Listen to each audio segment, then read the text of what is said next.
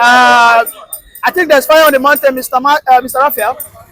The Finnish foreign minister arrived in Nigeria today to sign an agreement that Simon Ekpa will be handed over in the next few days. My question to you is, what next for Biafra if Simon Ekpa is finally captured? Okay, thank you so much for your information. Simon Ekpa is not going to be handed over the next few days. Those are lies, falsehood that has been trailing this regime. Anytime they come to the members of the public, they will start telling lies. The ambassador, Finnish ambassador, is trying to, placate with Nigeria because they are going to sign trade pact with Nigeria. Does not mean Simon Ekpa is going to be handed over. See, it's a business transaction, a different issue between Finland and Nigeria, not Simon Ekpa being handed over. It is a lie. It is another flying, misguided speculations by Nigerian dictatorial government. See, listen and listen good. It's a different issue. Then when they come on how to handle Ekpa's, actions and operations in the southeastern Nigeria, the Finnish ambassador said they are going to discuss it in the court. That it is their judiciary, not Nigerian judiciary. Finnish judiciary will take care of that in Finland. If they find culpable what Simon Ekpa is doing in Finland, they will know how to handle it. One, let me give you an instance. Simon Ekpa is a Nigerian citizen. Simon Ekpa is a Finnish citizen. Citizen of Finland. Simon Ekpa has denounced his Nigerian citizenship. Wait. If he denounces it, he has never denounced his Biafra citizen. 1967, there was a country registered and what? Popular. A country without no passport. No, there was passport. There was currency. There was embassy, airport, currency, bank, everything. There was a country. So listen and listen good. Though. Finland suffered the same fate under what? USSR until 1956. They were what? Liberated. They get themselves extricated from the tutelage of the former USSR, and today they are a separate entity. So nothing is happening. See, Finnish court is going to handle the issue of Biafra in regard of what Ekpa is doing in southeastern Nigeria. Listen and listen good. It's from the ambassador. It's not from the Finnish prime minister. Listen and listen good. The woman is saying that they are going to treat it according to their law. The plot or the settings from where Ekpa is doing what he's doing in the southeastern Nigeria is in Finland. Nordic. They are the Nordic, the North, Scandinavians. In Europe.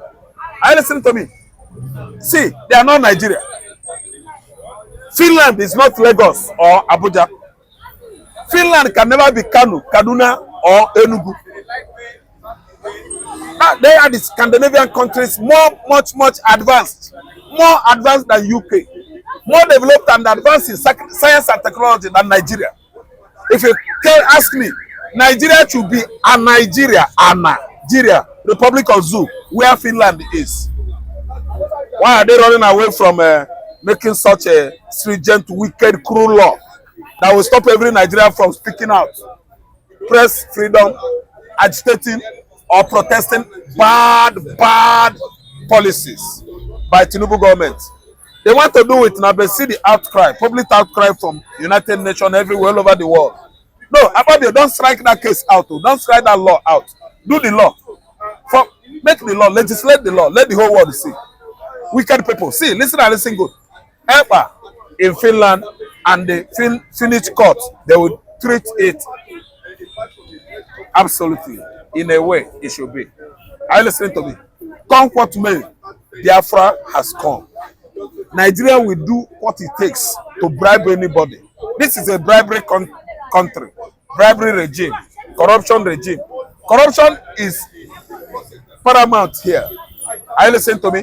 What we are seeing here is a regime that is bent on corruption. Mr. Raphael, listen to me. Now, I just want to ask you a quick question. Oga, they can bribe that man. The man will wake up. They can never bribe Finland into becoming a bad country. But you are aware that Nigeria has, on several occasions, attempted to assassinate Simon Ekpa. They failed woefully. Maybe now they have secured a diplomatic agreement since they will give Finland, the euros to transact with Nigeria in exchange for Simon Ekpa. They failed woefully when they attempted various assassination bids in Finland. They failed. Why? Finland can never be like Nigeria. Finnish people, I mean the Scandinavians, they are real people. They have feelings, they respect the law, they can never go by corruption. Nigeria is gone, is the most corrupt country in Africa. A dwarf that is pretending to be giant. Okay, listen and listen good. They are going to treat that matter in Finnish court. If Finland could dole out money, deny their children school fees and food in 1967, from 67 to 1970, for Biafran children not to be dying of kwachoko, I think this is Akara and my case. Somebody is telling you that he's tired, he doesn't want to belong here again. It is no crime. That Finnish ambassador, he knows, she knows it. I know it. You, my correspondent, you know it. Tinubu knows it. Ababio knows it. Chetima knows it. The people that brought Boko Haram and banditry in the northeastern Nigeria. Chetima, he knows. Okay, listen and listen good. The fact that all this blah blah blah blah blah was going on over the weekend or last month to bring Simon Ekpa here, the fact that all assassination bid and attempts, in Finland to bring Ekpa down and send him to his early grave failed. We all know.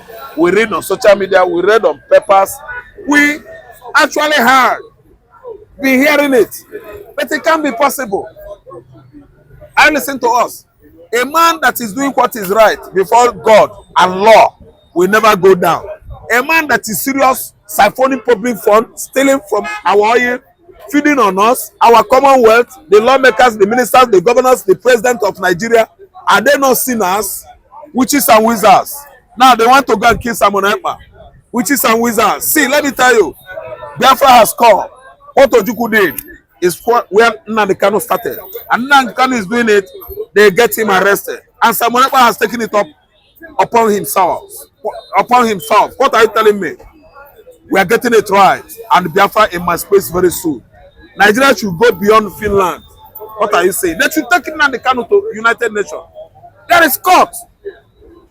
ICC, International Criminal Court, Brussels, ICJ.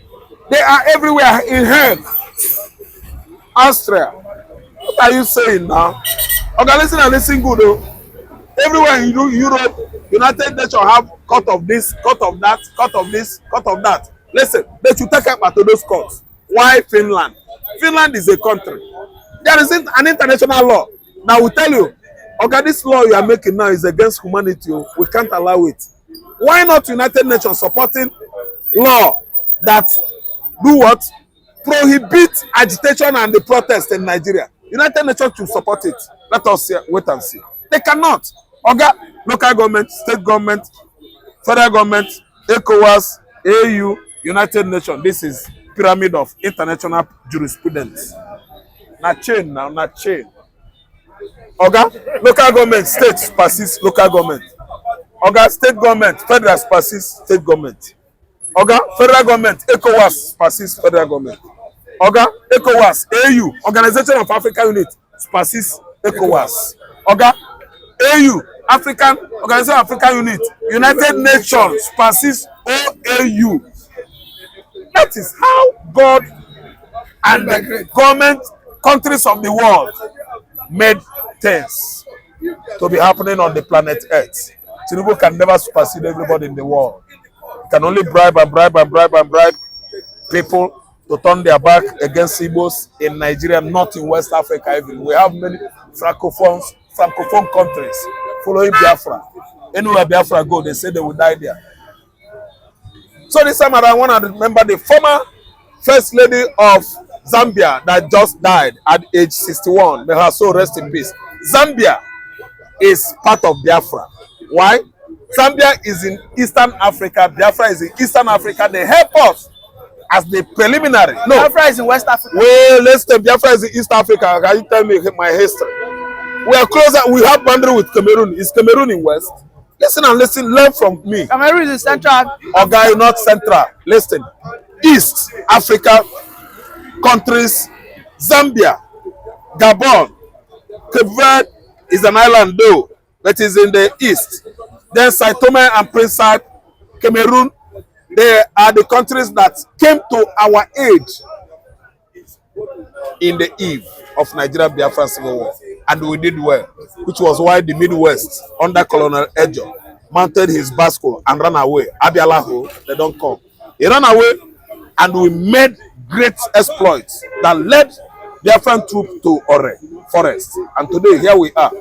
May the soul of the ex-First Lady of Zambia rest in peace. They are our brother or sister country in the East Africa. All right, thank you very much for that brilliant submission. Thank you so much, Nate. Mr. Chinedu, yesterday we received a shocking news that the members of Tinubu's cabinet are the financiers and sponsors of the insecurity. As Adija Bashir was caught pants down yesterday, Adija Bashir was caught in the act of running guns for bandits. And this is a man who has worked with Matawale, the current Minister of Defense in Nigeria. Mr. Chinedu, do you think this insecurity will ever end? And what is Tinubu's stance in this insecurity? What it means is that it does in his cabinet, and before he even became the president of Nigeria, you see that source, has already been published all over the world. There are people who are sponsoring these bandits, this Boko Haram, these Fulani herdsmen, and they are Nigerian politicians. Remember, one too was also mentioned. Apart from this Bashiri, Hadija, they are talking about. There was other one now. The Saudi Arabian government also published names of those who were, and up to today, nothing has been done. No arrest was done in that regard. But presently now, it is a serious damage. It calls for investigation. It calls for a thorough check by civil society organization. All groups that are concerned with the revelation, of course, the international community, the Americans and all of them should come in and look into these issues, because it is either they call for the resignation. It has been going on somehow about this particular figure that is Matawale, who is the chief of Minister of Defense. There has been already. People has been accusing him, and remember some time ago there was a massive report by his own people, speculating or saying that he is one of the people, federal government should call and interrogate on his activities with herdsmen. But this, you can see the revelation now, quite overwhelming, quite sad. In the history of this country, that somebody like that who is being seen with former leaders of this country, with former presidents of this country, is being using that umbrella, to perpetuate, a serious crime, by powering and sponsoring the what is happening, the killings that is happening in the north. And I can tell you categorically that over 1 million people has lost their life in the northern part of the country, courtesy of Nigerian politicians who are bent on using such calamity, to benefit and advance a certain agenda. One, Nigerians must understand this, that either they are advancing an agenda, I keep on saying it, making money from it at the same time, and keep those bandits, on. Because if there is no funding for this kind of people, bandits that's going on in the north, I think by now it should have been checked. Are you trying to tell me that the federal government themselves, cannot be able to defeat Boko Haram? Something is wrong somewhere, and you can see that it has already been linked with Tinubu. Has been alleged that the Minister of Defense, Matawale, is also involved, and people who are close to him are also involved, like this Bashir, Hadija, they are talking about now. How are we going to look that? Is it because he's just connected to the government, or government has something that they are sharing that Nigeria doesn't want to know? Why Boko Haram issue, the killings in the north, cannot be stopped. Mr. Chinedu, it seems you don't know the gravity of this guy called Adija Bashir. He is a close ally with the Secretary of the Government. He is a close ally to the Chief of Staff, Mr. Chinedu, is Nigeria not a deep problem if the terrorists can be this close to the presidency? Nigeria is already in the problem. What tells you now is that they do not, the security agencies do not act based on what the law says they should do. They act based on instructions. They don't act based on the law. They have shown they are not independent. They are being controlled. The FCC is being controlled. The Nigerian police force is being controlled. The army is being controlled based on interest.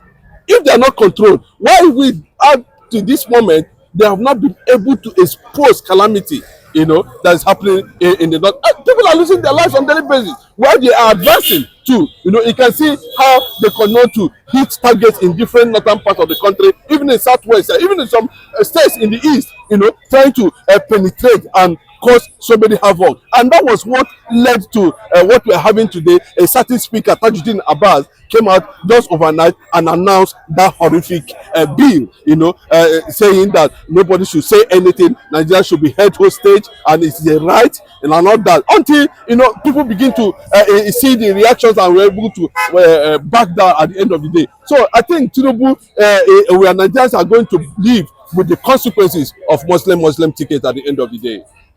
Finally, Mr. Chinedu, this same Adija has made a lot of confessions which are indicted.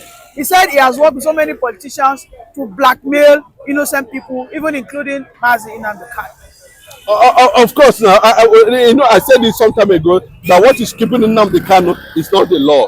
If it is the law, Nnamdi Kanu wouldn't have been where he is today. What is keeping Nnamdi Kanu is interest. What is keeping Nnamdi Kanu is agenda. What is keeping Nnamdi Kanu in Jesus custody, is what they see Nnamdi Kanu as an obstacle to what they want to do. But already the understanding and the consciousness Nnamdi Kanu has imparted to several ethnic nationalities in Nigeria. The Awusas are also building, trying to make sure that they do not, they make sure they checkmate the excesses of the Fulanis, who has come in as governors, who has come in as emirs, who has come in as soldiers, who has come in as police, trying to make sure that the indigenous people of the north, talking about the Hausas, are being held down completely. So when we are talking about Muslim ticket, in a secular society like Nigeria, this is what we are experiencing, because at the end of the day, they'll be able to cover for all those, even though some of them that are in the Senate, what are they advocating? What are they legislating? They are all legislating how Nigeria would totally, break into the Islamic religion at the end of the day. That's what they are talking about. That's what they are doing. So it's becoming clear. So they see Biafra as an obstacle. So even the continuous detention of Nnamdi Kanu, which is being seen as illegal, even though the court has granted him bail, but they try to release him, means that the law does not work in Nigeria. What works in Nigeria is interest. So it's going to be something that has to do with politics.